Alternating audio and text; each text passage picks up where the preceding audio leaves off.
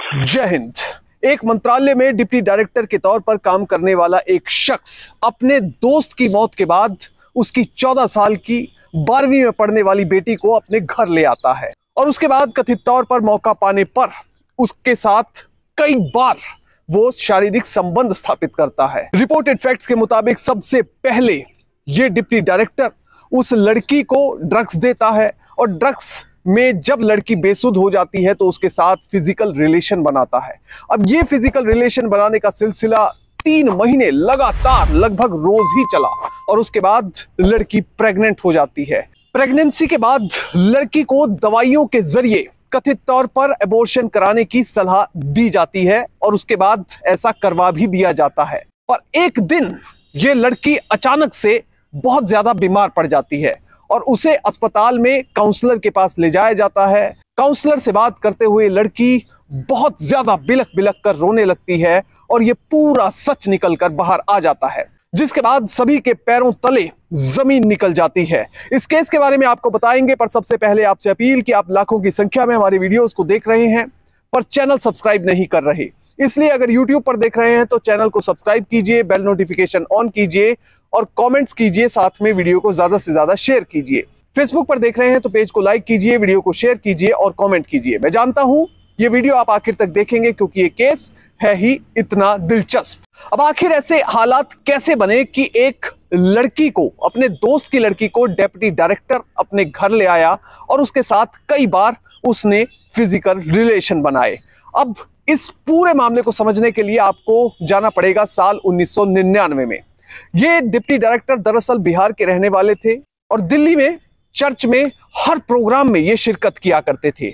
उसके बाद एक दिन इनकी मुलाकात एक दूसरे परिवार से होती है। उनसे जब पूछा जाता है कि आप कहाँ के रहने वाले हैं तो पता चलता है कि वो भी बिहार के रहने वाले हैं और उसी जगह के रहने वाले हैं जहां के ये डिप्टी डायरेक्टर रहने वाले थे। अब उसके बाद दोनों के बीच में घनिष्ठता बढ़ती है, दोनों परिवार एक दूसरे के करीब आते हैं और तकरीबन रोज या एक दिन छोड़ के एक दिन बात हो जाया करती थी दोनों के बीच में। उसके बाद संबंध बहुत ज्यादा घनिष्ठ होते चले गए। अब धीरे धीरे समय जैसे जैसे बीतता गया तो इस डिप्टी डायरेक्टर के घर सबसे पहले एक लड़के का जन्म हुआ, उसके बाद एक लड़की का जन्म हुआ और इसके साथ ही जो दोस्त था, जो दूसरा परिवार था, उसके घर एक बेटी का जन्म हुआ। ऐसे में ऐसा लगता था कि बेगाने शहर में कोई अपना मिल गया और उस अपने के साथ ये अपना जीवन अच्छे से बिता रहे थे। अब धीरे धीरे समय बीतता है और 1999 से ठीक 21 साल बाद साल 2020 की बात करते हैं।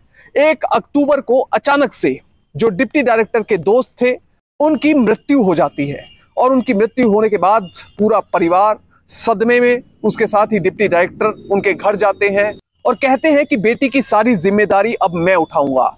उसके बाद बेटी जो कि सदमे में गई हुई थी, सदमे से बाहर निकलने के लिए उसे भी ये एक अच्छा रास्ता लगता है। अब ये जो बेटी है ये 12वीं क्लास में पढ़ती है, 14 साल की है, जवान हो रही है और देखने में भी काफी खूबसूरत है। जो डिप्टी डायरेक्टर हैं उन्हें ये मामा कहा करती है और काफी प्यार उनसे भी माना करती है। अब आरोप ये है कि अपने पिता की मौत के बाद जब ये लड़की डिप्टी डायरेक्टर के घर आई तब अचानक से सब कुछ बदलता चला गया। जो पहले मधुर संबंध थे, जो प्यार दिखाने वाला रिश्ता था, वो कहीं ना कहीं खत्म होता जा रहा था। अब ये डिप्टी डायरेक्टर कथित तौर पर इस लड़की पर गंदी नजर रखने लगा था। अब एक दिन रिपोर्टेड फैक्ट्स के मुताबिक इस व्यक्ति ने मौका पाकर इस लड़की को एक ड्रग्स दिया। ड्रग्स लेने के बाद लड़की होश में नहीं रही और वो धीरे धीरे बेहोश होने लगी, जिसके बाद कथित तौर पर इस व्यक्ति ने लड़की के साथ शारीरिक संबंध स्थापित किए। अब यह सिलसिला एक दिन का नहीं था बल्कि अब ये रोजाना में तब्दील हो चुका था, यानी कि रोज ये व्यक्ति आता और कोई ना कोई दवाई देकर इस लड़की के साथ संबंध बना लेता। अब यह सिलसिला नवंबर महीने से शुरू हुआ और साल 2021 के जनवरी महीने तक, यानी 3 महीने तक लगातार चलता रहा। अब एक दिन अचानक से लड़की की तबीयत खराब होती है और वो डॉक्टर के पास जाती है। जब डॉक्टर के पास जाती है तो उसे पता चलता है कि वो प्रेग्नेंट हो गई है। प्रेग्नेंट होने के बाद वो घबरा जाती है, उसे समझ नहीं आता कि अब मैं क्या करूं और वो सीधे ये पूरी बात डिप्टी डायरेक्टर की पत्नी को बता देती है। अब आरोप ये है कि जब ये लड़की डिप्टी डायरेक्टर की पत्नी को अपनी पूरी बात बताती है और उसे बताती है कि मैं प्रेग्नेंट हो गई हूं, तो वो कहती है कि तुम्हें गोलियां खाकर इस बच्चे को गिरा देना चाहिए। उसके बाद किया भी कुछ ऐसा ही जाता है। रिपोर्टेड फैक्ट्स के मुताबिक डिप्टी डायरेक्टर की पत्नी अपने लड़के को मार्केट में भेजती है और उसे कहती है कि तुम एक बच्चा गिराने वाली जो दवाई होती है वो लेकर आओ। वो लड़का दवाई लेकर आता है और उस दवाई को कथित तौर पर इस लड़की को दिया जाता है, जिसके बाद बच्चा एबॉर्ट हो जाता है।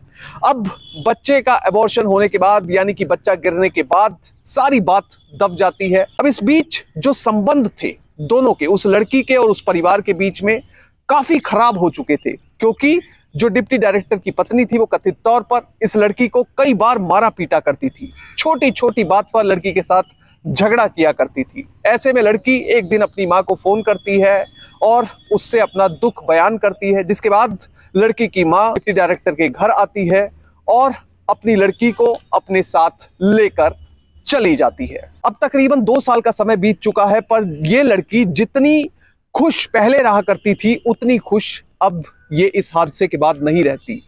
ये डिप्रेशन में जा रही थी, चुपचाप रहा करती थी, और इतना तो ठीक था, पर एक दिन अचानक से इस लड़की को एक दौरा पड़ा, जिसके बाद ये बेहोश हो गई और उसे अस्पताल में ले जाया गया। सेंट स्टीफन अस्पताल में जब इस लड़की को ले जाया गया तो वहां पर होश आने के बाद एक काउंसलर से इसकी बात करवाई गई। जब काउंसलर इससे पूछने लगी कि बेटा क्या बात है, तुम बेहोश क्यों हुई थी, तो उसके बाद ये लड़की काफी देर तक कुछ नहीं बोलती।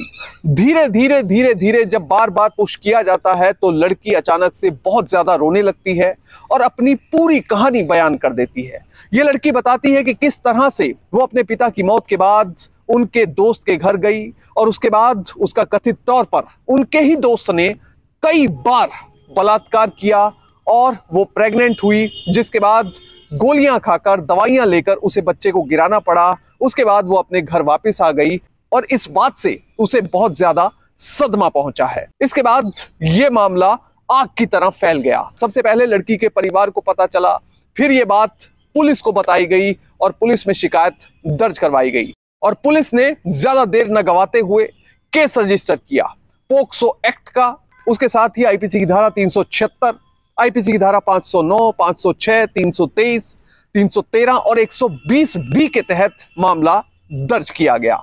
अब इस बीच इस डिप्टी डायरेक्टर को अरेस्ट कर लिया गया, उसके साथ ही उसकी पत्नी और दोनों बच्चे, जो कि लड़का 21 साल का था और लड़की 19 साल की थी, उन दोनों को भी अरेस्ट कर लिया गया।